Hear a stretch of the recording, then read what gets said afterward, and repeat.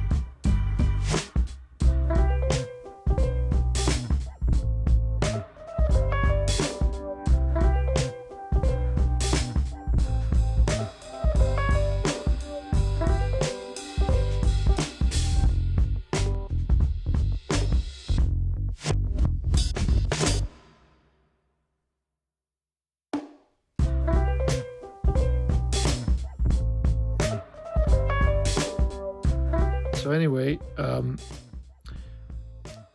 this is me essentially examining the timing belt and the overall condition of the engine. The timing belt is cracked, frayed, on the verge of being snapping. What that tells me is that this is the original timing belt, and I already looked at it earlier, and it's a factory belt. So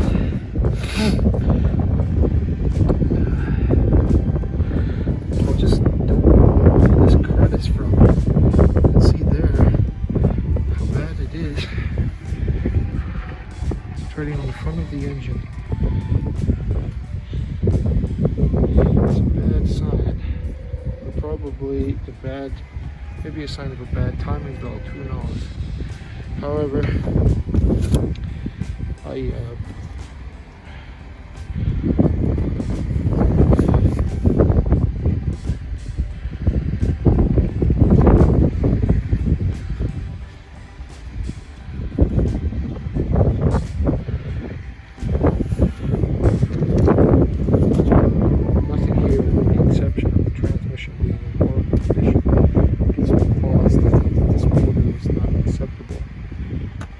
starts, but it doesn't run and drive.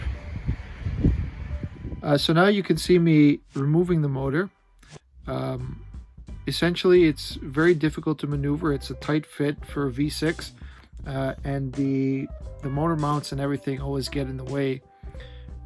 Essentially, I was trying to, because the car is lifted up off the ground, so you have a little bit of clearance on the ground. The trouble is that the chassis is still somewhat in the way, and I've only got the one hoist to lift up the body. So my plan was to drop the engine straight down, and then sort of drag it forward on wood, and so that it could slide on plywood, and then bring it forward with a chain, and then lift it, and then take it out with a hoist. Here you see my struggle with maneuvering.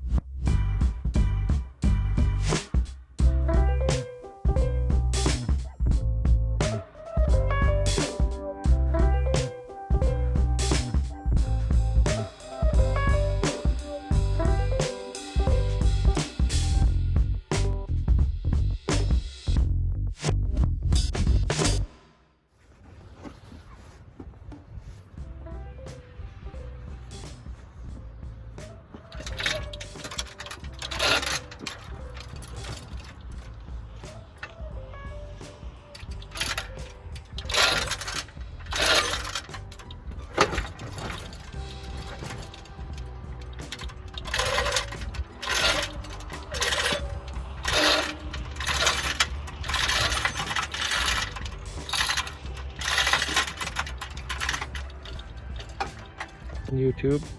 So after spending about 2 days trying to pull this motor, I successfully got it loose. However, upon closer inspection, there's a lot of gunk here on the side of this motor, which is weird because inside timing components appear to be completely intact. So we have a leak, more like a hemorrhage somewhere. It could be this, or it could also be this. I believe this car has head gasket and or piston ring failure on this cylinder. Let's just presume to call it cylinder 1. I don't know if you can see, but there's a difference between this cylinder, which is dry, and this cylinder, which is obviously caked with oil. See, dry, dry, pardon me, dry, dry, wet. Do you see what I mean? So I'm afraid that this engine will not be a suitable replacement for my car. And I mean, you can see here on the side of the motor, this thing has been badly abused. Look at that. Look at the oil sludge all over the walls. And in my experience, something like this is definitely indicative of head gasket failure, because the caking of oil in like that is when it mixes with antifreeze and cakes the entire interior of the engine bay. And it's a lot. It's a lot. All it takes is the engine to heat up a little bit. So, sorry. It's such a pity, and it kills me to leave it, because 260 horsepower, I can buy this motor for relatively cheap. Motor and transmission. Transmission is also in horrible condition. You can see there all the oil caked on. It's just absolutely horrendous, but I did succeed in pulling it out. Here's the oil pan. Oil pan is also, there's a lot of leaking here. This car has only 180,000 kilometers on, plus 300, and I'll tell you, it's been badly abused, so badly that it might as well say 300,000. The only thing to do is possibly rebuild this motor, but I don't have the full expertise to rip apart the head and put it all back together. So I could try it, but I think this motor is a trap. So anyway, that's how it goes sometimes. So unfortunately, the engine was severely damaged, and what can I say? Overall, the work was not easy, but it was pleasant.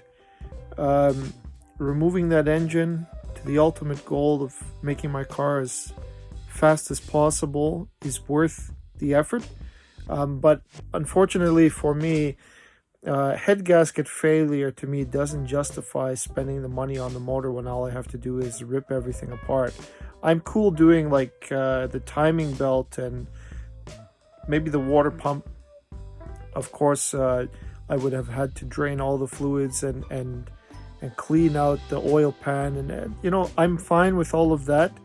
I would have done that anyway, but to rip apart the head and go through all the trouble of having to rebuild and bring I have to get it to a machine shop to resurface the head and resurface the block, I guess. There are people that said it was just the valve seals leaking. I urge you to look at the video closer and see how much actual damage there was, like oil sludge around the entire engine bay. It was absolutely horrible. It is indicative of definitely head gasket failure, in my opinion, because if you have antifreeze and oil sticking together like that, then it makes a lot of dirt. And if you examine a little bit farther, you can see that it definitely, the texture from the oil or the sludge, I guess you could say, from inside the engine bay, and the smell unquestionably is oil mixing with antifreeze. So I just decided to let the engine go. If somebody else wanted to take it, then that's their prerogative, but maybe they have the money and the expertise to rebuild the head, because undoubtedly that's the issue. So unfortunately I had to let the motor go. So I keep looking, I hope for the best, and perhaps an engine will present itself that will be a suitable replacement for my 4G69 engine. So thank you for watching, and take care. Bye-bye.